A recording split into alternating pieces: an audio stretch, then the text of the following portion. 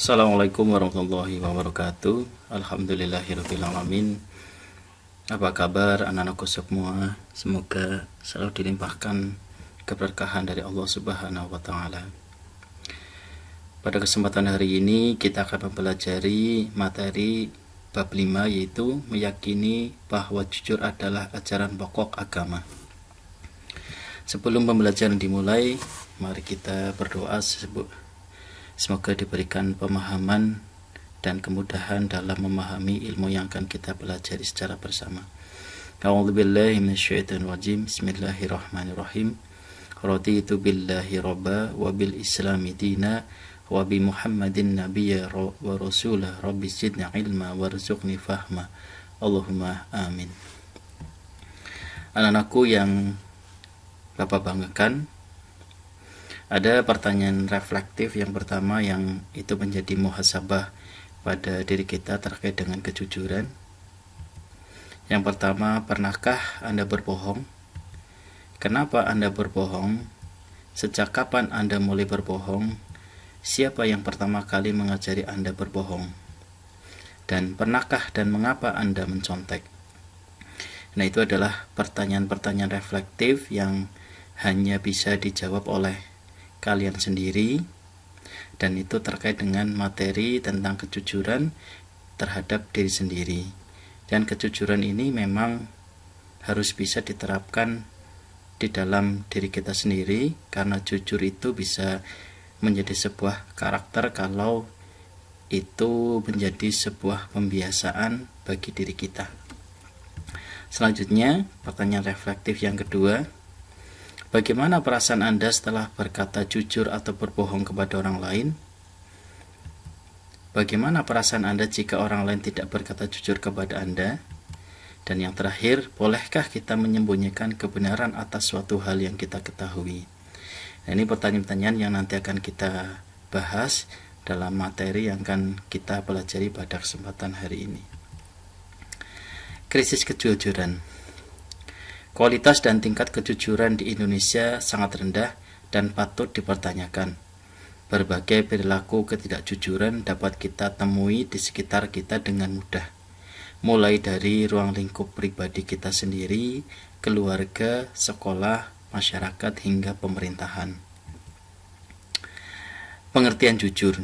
Dalam bahasa Arab, kata jujur semakna dengan as-sidqu atau sidik, yang berarti benar, nyata, atau berkata benar. Lawan kata ini adalah dusta atau dalam bahasa Arab yaitu al-kadzib.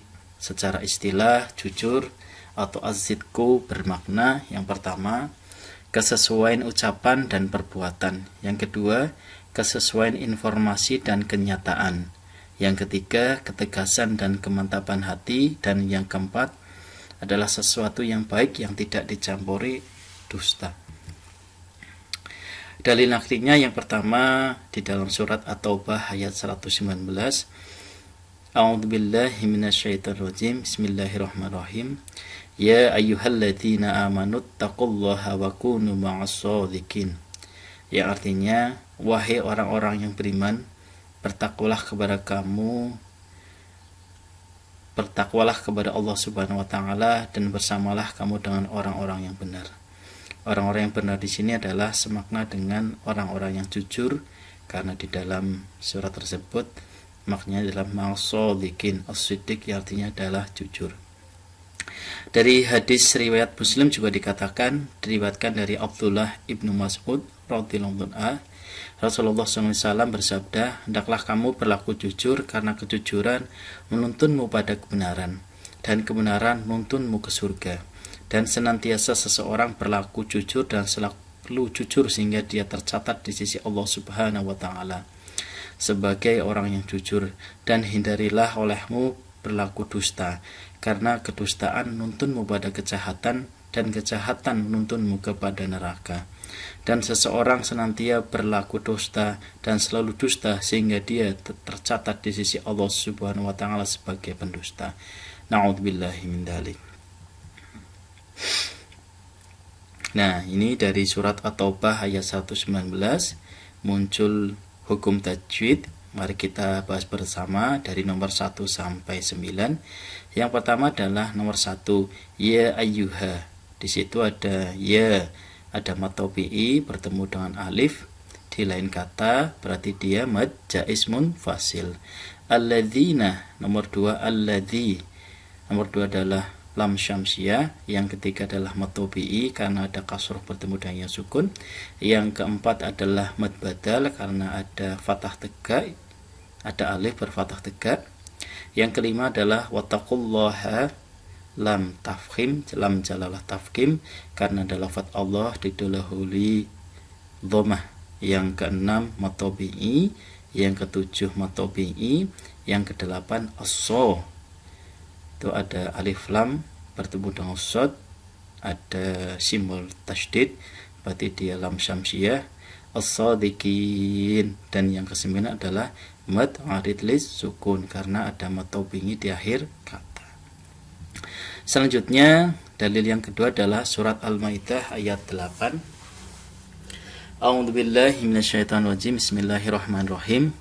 Ya ayyuhalladzina amanu kunu qawwamina lillahi syuhada'a bil qist wa la yajrimannakum shana'anu qaumin 'ala alla ta'dilu i'dilu huwa aqrabu littaqwa wattaqullaha innallaha khairum bima ta'malun.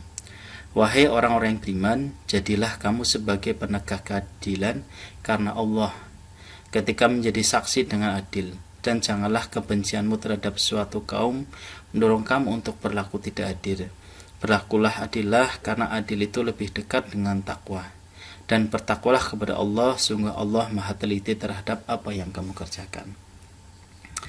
Dari Al-Maidah ayat 8 kita akan membahas tajwidnya dari nomor 1 sampai 33. Nomor 1 jelas tadi sudah dibahas juga di At-Taubah 119, yaitu mad jaiz munfasil. Yang kedua lam syamsiyah, yang ketiga mad tabi'i, yang keempat mad badal, yang kelima mad tabi'i, yang keenam mad tabi'i, yang ketujuh mad tabi'i, yang kedelapan mad tabi'i, 9 mad tabi'i. Yang ke-10 lam tarkik karena ada kasroh bertemu dengan lafzul jalalah. Syuhada'a ada mad tabi'i bertemu dengan hamzah, dia mad wajib mutasyil. Yang ke-12 bilqis, bilqis yaitu lam qamariyah. Yang ke-13 mad tabi'i. Yang ke-14 yaj qalqalah sugro karena di tengah. Manna ada nun bertasydid, dia gunnah. Mannakum sya, mim sukun bertemu syah, berarti dia idhar syafawi. Sana'anu mad badal. Kau berarti mad layyin karena ada fathah bertemu waw sukun. Min'a idhar halki. Yang ke-20 ala, dia mad tabi'i. Allah mad tabi'i, ta'dilu mad tabi'i, i'dilu mad tabi'i. Yang ke-24 aqrabu qalqalah sugro, litaqwa, litaqwa qalqalah sugro, wa nya itu mad tabi'i. Wattaqullah ada lam tafkhim karena lam lafzul jalalah, lafaz Allah bertemu dengan dhammah. Inna nun sukunnya adalah hunna. Innallaha 29 lam tafkhim. Hobi 30 mad tabi'i. Khobirum ada dhammah tain bertemu ba iklab. Bima dia mad tabi'i. Ta'malun yang ke-33 adalah mad arid lis sukun. Nah, itu adalah hukum tajwid di dalam surat tadi Al-Maidah ayat 8. Yang selanjutnya ada hadis tentang kejujuran dari Abdullah bin Mas'ud radhiyallahu anhu. Ia berkata, Rasulullah SAW bersabda, hendaklah kalian selalu berkata jujur karena kejujuran membawa kepada kebaikan dan kebaikan mengantarkan seseorang ke surga. Dan apabila seseorang selalu berlaku jujur dan tetap memilih jujur, maka akan dicatat di sisi Allah Subhanahu wa taala sebagai orang yang jujur. Dan jauhilah oleh kalian berbuat dusta, karena dusta membawa seseorang kepada kejahatan, dan kejahatan menghantarkan seseorang ke neraka. Dan jika seseorang senantiasa berdusta dan memilih kedustaan, maka akan dicatat di sisi Allah sebagai pendusta. Na'udzubillahi min dzalik. Alasan manusia membutuhkan sikap jujur. Yang pertama, manusia membutuhkan ketentraman dan kenyamanan. Jadi ketika kita bisa bersikap jujur, hati kita akan merasa tenang dan nyaman. Yang kedua adalah kejujuran sebagai pembuka pintu kebaikan. Bahkan di dalam hadis tersebut, kejujuran dapat menghantarkan kita ke surga. Yang ketiga adalah identifikasi perilaku jujur dalam kehidupan sehari-hari. Perilaku jujur dalam kehidupan sehari-hari. Kita harus jujur dalam ucapan, dalam kemauan, dalam menepati janji, jujur dalam perbuatan, dan kita juga harus membudayakan sikap jujur. Budaya jujur harus dibudayakan sejak dini. Yang kedua, memperdalam dan mengamalkan ajaran agama.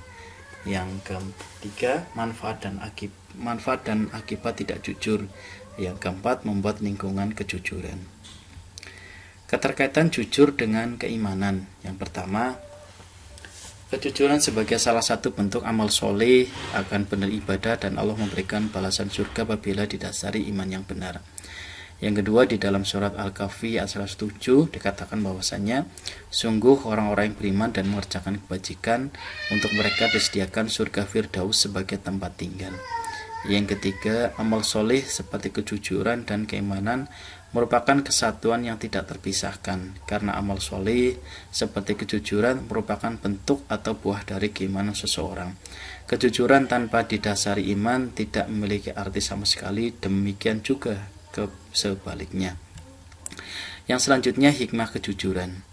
Yang pertama, jujur akan menghantarkan kita ke surganya Allah Subhanahu wa taala. Yang kedua, jujur akan melahirkan ketenangan. Yang ketiga, jujur disukai semua manusia. Yang keempat, jujur akan menghantarkan pelakunya pada derajat tertinggi. Yang kelima, jujur akan menghantarkan pada keberkahan. Yang keenam, mendapatkan kepercayaan dari orang lain. Yang ketujuh, memberikan ketahanan suatu ilmu pengetahuan. Dan yang terakhir, yang kedelapan, syarat untuk ketahanan suatu masyarakat ataupun suatu negara. Yang selanjutnya, keutamaan perilaku jujur. Jujur meliputi hati, jujur dalam ucapan, jujur dalam perbuatan. Kejujuran puncak kebaikan. Kejujuran akan membimbing ke dalam surga. Surga adalah tujuan paling mulia bagi seorang muslim. Surga adalah tujuan paling diidam-idamkan setiap insan yang jujur. Kebalikan dari jujur adalah dusta. Kedustaan membawa kepada kejahatan, dan kejahatan membawa ke dalam neraka jahanam. A'udzubillahi min dzalik. Keutamaan perilaku jujur yang selanjutnya adalah Nabi menganjurkan umatnya untuk selalu jujur karena mengarahkan pelakunya kepada kebajikan, sebagaimana dijelaskan oleh Nabi Muhammad SAW dalam hadis riwayat Bukhari, yang artinya dari Abdullah ibnu Mas'ud dari Rasulullah SAW bersabda, sesungguhnya jujur itu membawa kepada kebaikan, dan kebaikan itu membawa ke surga. Petaka kebohongan akan menghantarkan pelakunya tidak dipercaya oleh orang lain. Apakah boleh berbohong dalam Islam? Imam Ghazali dalam kitab Ihya Ulumuddin jilid keempat halaman 284 mengutip sebuah hadis Nabi yang membolehkan seseorang berdusta dalam 3 hal. Yang pertama, Rasulullah tidak mentolerir suatu kebohongan kecuali dalam 3 perkara. Yang pertama, untuk kebaikan. Yang kedua, dalam keadaan perang. Dan yang ketiga, suami berbohong istri, dan istri membohongi suami demi menyenangkan pasangannya. Contoh kasus yang pertama, Alif adalah pahlawan cilik bangsa Indonesia, anak yang duduk di kelas 6 SD Negeri 2 Gadel. Surabaya ini tidak tahu dengan apa yang dilakukannya. Dia begitu polos sehingga menuruti perkataan orang tuanya untuk selalu berlaku jujur. Ketika diminta gurunya untuk berbuat curang pada ujian akhir nasional 2017, dia tidak mau melakukannya dan kemudian melaporkan masalah ini pada orang tuanya. Akhirnya orang tua Alis melapor masalah ini pada pihak kepolisian. Pada faktanya, dengan melaporkan masalah ini kepada polisi, banyak pihak yang merasa terganggu dan akhirnya mereka diusir dari lingkungan mereka tempat tinggal.